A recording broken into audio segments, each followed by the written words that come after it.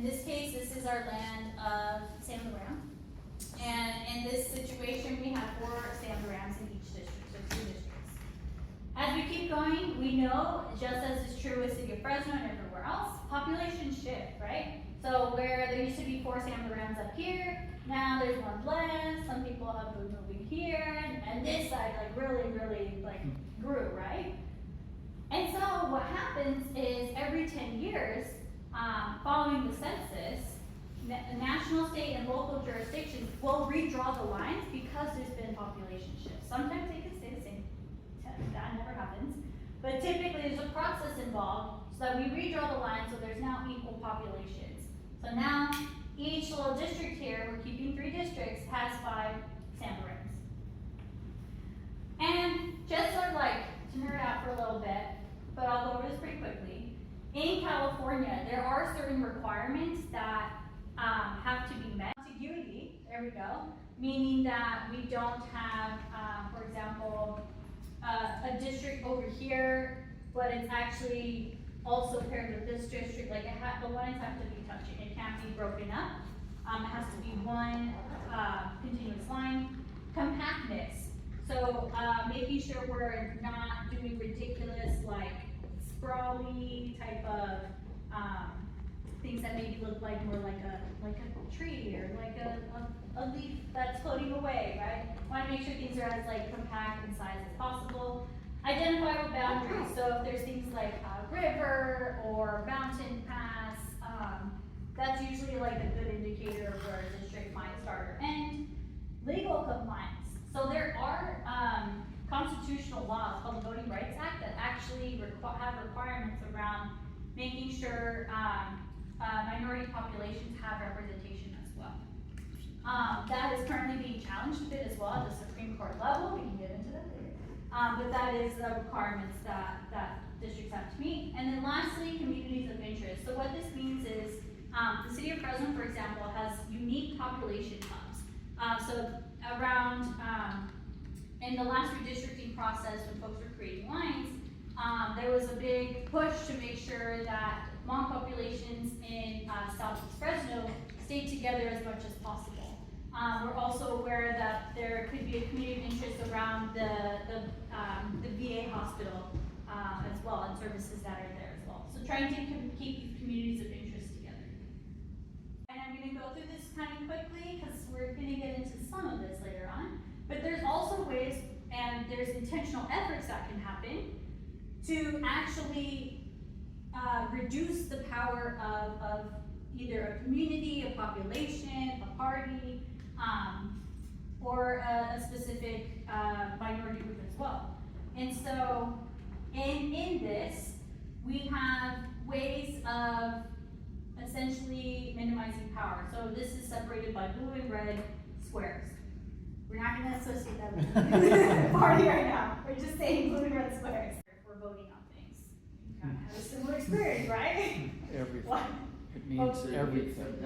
You gotta get stuff done, right? He's gotta pass, right? Committee assignments are very important because the majority party gets to have one additional member on a committee, and committees usually have an odd number of people. Yes. So that's crucial. Thank you, Sean. So you're talking about committees, right? Not only are there like full votes here, but there are also smaller votes that happen in what's called committees, that can be related to funding, it can be related to agriculture. There's a lot of different committees where votes are decided as well. And so at this point in time, 218 seats are needed to keep a majority.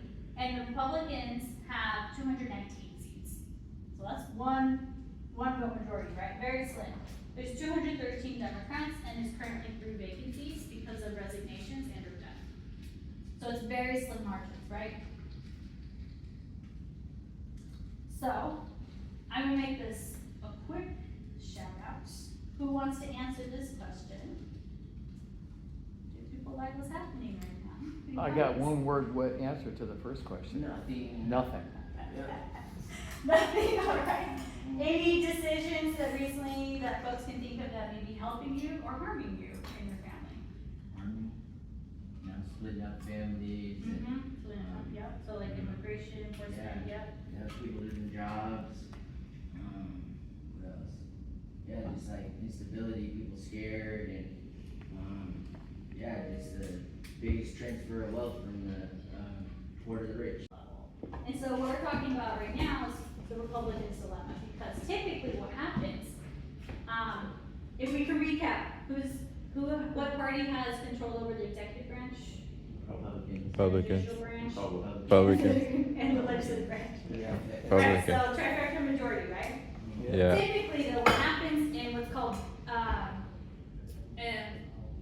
I'm losing my words here, but, the midterm elections, there we go. So those non-presidential cycles is typically the party that's not in power, so in this case the Democrats, will actually gain a lot more seats because there is usually like disputes happening or folks aren't happy with the current majority in power. This has been true when there's a Democrat in office for president or when there's a Republican. And so knowing that's the case, what we're seeing is this directive. Let's change and impact the 2026 election by engaging in what's called mid-cycle redistricting. So earlier we said redistricting happens every 10 years, right? Since, by proposing maps that actually give an advantage for 5 more Democratic seats. Let's get into the details of this. If I can click through. There we go. So now we have what's called Proposition 50. This is what's on our special election for November 5th. Who is like, I'm Prop 50, I know about it, we're good. Maybe 1 to 5. 5, like I'm an expert, 1 means I heard about it today. We can get a show. 4? 3 or 4? Like 4. 2s, 3s, 5, 4s. Perfect, love it. You don't need to be experts. It happens so quickly, right? This was determined in August and became a ballot, actually got a ballot number essentially the end of August, beginning of September. So this has really only been around for a month, and we're voting on this right on November 4th. So Prop 50, like the most, like kind of ugly, just face value language. Prop 50 authorizes the temporary changes to congressional district maps in response to Texas's partisan redistricting legislative constitutional amendment. What the heck does that mean, right? So let's break this down. So Prop 50, in simplest terms, a yes vote means that where there's a proposal to have temporary congressional districts to be used for the next 3 election cycles, in 2026, 28, and 2030. A no vote means we're not gonna do that. We're gonna keep the maps that were created in 2021 as is. If we lose those 5 seats, so be it. What's important here, I'm gonna take a step back. Why this matters, there's a few key pieces here. So this was, it specifically says in the language, in response to the Texas redistricting process. And 2, this says legislative constitutional amendment. What the heck does that mean? This means that in order to actually propose new district maps in this in this mid-cycle redistricting, we actually have to go to the voters, because this is changing the state constitution. And the state constitution currently says that in order to draw our state senate, state assembly, and congressional district for equal population, it actually needs to go through an independent redistricting commission. This was established under Governor Schwarzenegger back in 2008,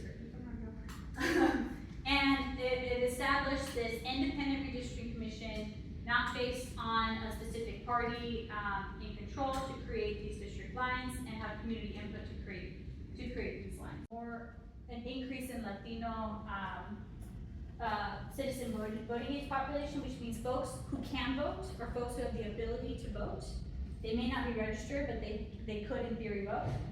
There's actually a more advantage here. So in theory, a Latino candidate of choice could win in this seat. Next one is the response district. This map was heavily Republican and it stays that way. Next, Jim Costa's seat, where we are, there's really actually no changes. This will pretty much stay the same. Next, Adam Gray's seat, so this goes into Madera and Merced County. This one also had significant impacts, where you see, it goes down into West Fresno County, and then up here, by Modesto, kind of cuts off out Modesto. This actually extends up into Stockton and cuts out part of West Fresno County. And the same thing is happening here. There is a slight increase in Latino population, and then a slight Democratic advantage here. What I will name is in both these seats, Adam Gray's seat and then also the Valadeo seat, there was always already a Democrat advantage. So even though there is a Democrat voter registration advantage here, this seat has historically been electing a Republican. There's out there as a Republican. And then in Adam Gray's seat, it's shifted back and forth between Republican or Democrat in this seat. Pop quiz, do folks know by how many votes Adam Gray won in 2021? It's like 177 votes or something like that. Really? Wow. 177 votes. Y'all, this is a population of 415,000 in theory could vote. It went down to 117 votes. That's ridiculous. Think about your lectures that you're in. That's the amount of people that determine that election. Wow. So yes, your voting power matters. And then lastly, the McClintock's district, which also cuts into Fresno County. This actually became a little bit more of a Republican advantage district and pretty much keeps the same shape, just pulls a little bit more actually to the foothills and mountain range. So if folks want to dig into this more, if you have specific questions of like, what does this mean for where I live, I'd be happy to answer those questions. What does other mean? Like, Oh, right here, so, in California, it's largely a two-party system dominated by Republicans and Democrats. yeah. However, there are folks who either do not register with a political party, so they list, usually it's listed as Independent. state or no party preference.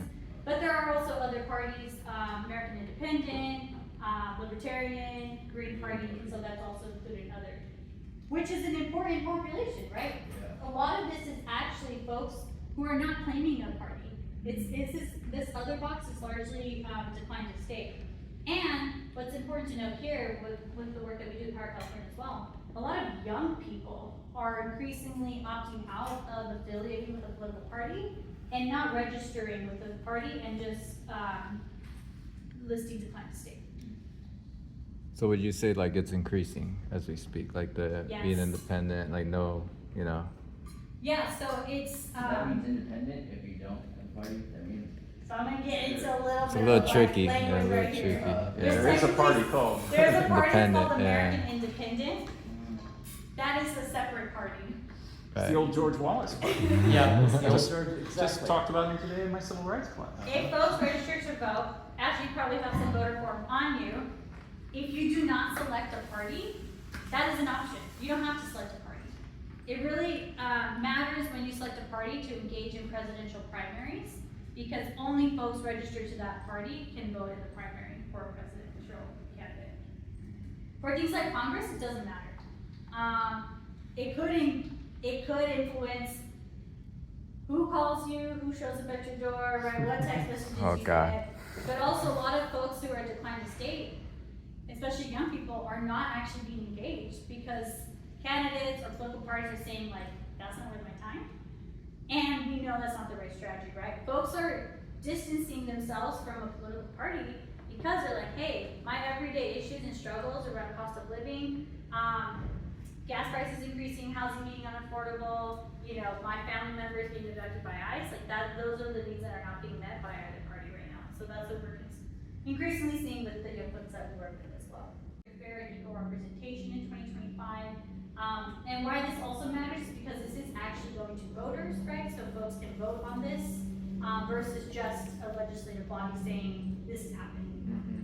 It also strengthens trust in our elections to protect democracy. So beyond our impact in California, this has an impact nationally.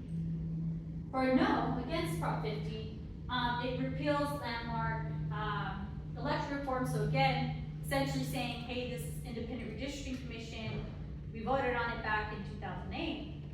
why are we shifting this now? And there's also an argument that it is a waste of taxpayer money, in order to protect democracy in all 50 states. Do y'all wanna talk about this? Maybe we'll come back to this. It's like, now the folks have classes, we'll come back to this. But things to think about, right, and to walk away if you're engaging with folks here, right, could this help or hurt your community? I do wanna just highlight though, regardless like where you're standing, if folks have the ability to vote, the future of California and the country is up to us. We talked about this example of Adam Gray winning by 117 votes, right?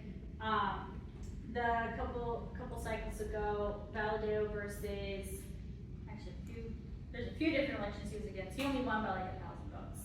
Senator Melissa Hurtado, who represents Kern County, also won that seat by a couple thousand votes as well. So really small margins are really impactful here, especially in the Central Valley. If people have the ability to vote, and if you have not turned in your ballot already, I am encouraging you to make a vote plan now. What that means is you can, if you have a ballot, you can turn it in by mail. You would need to do that actually ASAP, like by the end of this week. You can drop it off in a drop box, or you can vote in person. We do have a QR code here, and then Ashton also has some information in the back. If you want to find more voting resources or have questions. I do want to name, typically Fresno City College has been a vote center in the past. It is not for this special election. So if you are trying to direct folks to, if they want to vote in person, or a common thing, if you've moved since the last election cycle and have not re-registered, you will need to go and re-register at a vote center. If someone is new and wanting to vote for the first time, you can do a preliminary registration in person at a vote center as well. The closest one here, so for ballot drop box, is in Tower at the, what's the theater? The, Roger Rockets. Yes, the Roger Rocket Theater. Yeah. Right there on Washan and Olive, basically. And then the closest 11-day vote center, because folks can actually start voting in person now in Fresno County, is the Tennessee Willis Community Center. So about A mile. 8-minute drive, 5-minute drive, depending on traffic, just south of here. And again, if you need these locations, we can put this slide. So on. that ballot drop box